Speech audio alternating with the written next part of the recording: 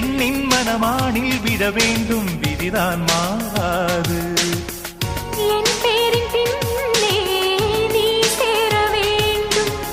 கடல் கொண்ட கங்கை நிறம் மாற வேண்டும். என்னை மாற்றிவிடு, இதழூற்றிக் கொடு.